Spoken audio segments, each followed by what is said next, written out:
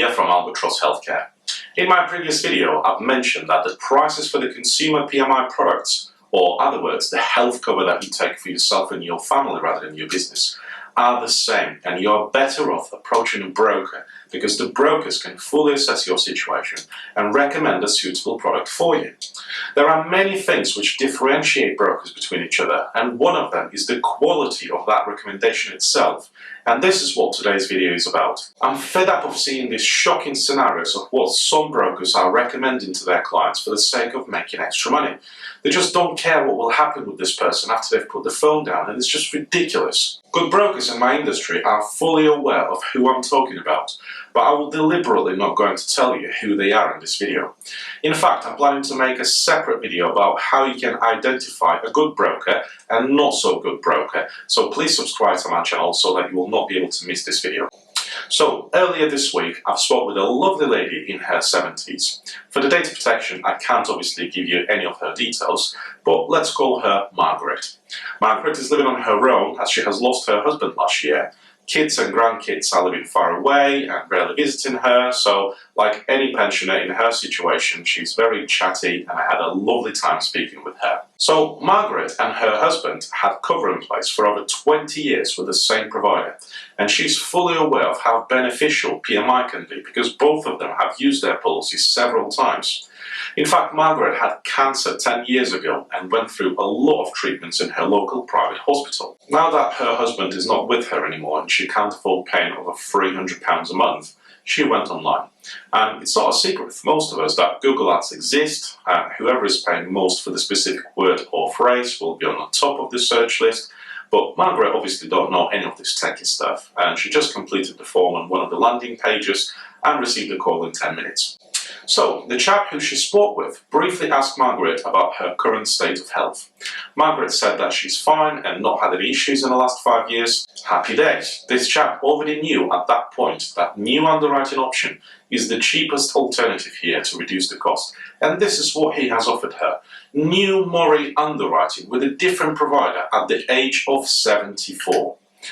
I've already explained to you the difference between FMU and Mori. However, just to remind you, with Mori underwriting, any pre-existing conditions which you had in the last 5 years will not be covered for the first 2 years, and you have to be symptoms-free for 2 consecutive years for this condition to become eligible again. So when I've asked Margaret about her state of health, she said the same thing to me, that she's fine, she's a healthy person, and she's not had any health issues in the last 5 years. She goes for a walk every single day and tries to be healthy, and I'm pleased for her.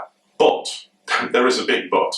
I'm not saying that there aren't any people out there in their 70s without any health issues whatsoever, but let's face it, most of them have something on the go. And as a broker myself, I know that I need to be very, very careful with pensioners, as often they might forget things or don't think that something is serious enough that it's worth mentioning.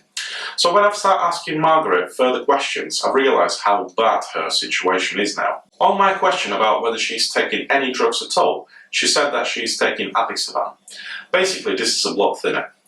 Okay, Margaret, so what is the reason of why your doctor have prescribed you this drug?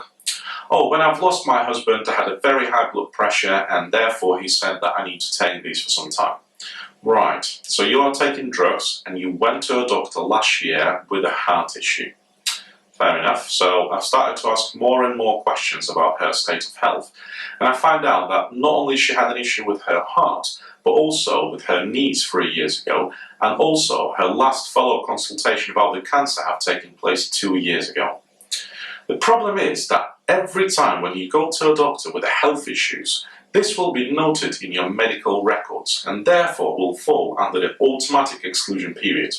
Not only that, but if you have taken drugs or have any follow-up consultations or anything else on the go, you're most likely not discharged from your condition, even if you're feeling okay. So, with Margaret's cancer, which was treated around 10 years ago, according to her medical records, was still in place 2 years ago when she had her last follow-up consultation, which means that this also falls under the moratorium rules. So now, Margaret have lost cover for any heart issues because she's taking blood thinners and her 2-year symptoms-free period has not even started yet. She also does not have cover for anything to do with knee issues, and she also does not have cover for cancer because all of this fall under the last 5-year bracket. The worst part here is that this chap did not have the decency to ask Margaret more questions.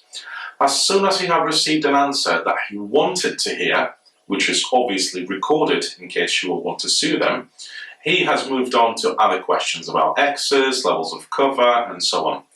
Yes, he have saved her over £100 a month and offered Margaret the same full outpatient cover and the same excess as what she had before. But at the same time, he have excluded 3 most important conditions from Margaret cover, and there is no way back now because this has taken place 5 months prior to my call. So no matter how strong they want to help Margaret to perhaps reinstate her cover with the previous provider and have these conditions covered again, this is not going to happen. End of. I also know that when somebody is loyal to an insurer and had cover with them for such a long period of time like Margaret, in most scenarios, they will do everything they can to retain her and therefore will most likely match or even offer better terms than any other insurer on the market. Why? Well, because they know her real state of health as they are paying for her claims. What this chap should have done first is to do the full market review and then go back to an existing insurer and have a longer conversation with them rather than just pick up the cheapest option and that's it. Obvious question here is why he haven't done this. Is it because he haven't spent as much time as I did digging deeply and to understand the actual situation? Yes, but there is another nasty reason, and this reason is commission. The commission he received from an insurer for introducing a new client is way higher than the commission he received if he would have left Margaret with an existing insurer. In fact, sometimes it's 10 times more commission to place a new business than would you receive for renewing the client policy with the same insurer. That's why there are brokers out there who will swap you every single year, and they do so not because other insurer is £5 cheaper than your current one. It's because they will receive much more commission for doing so.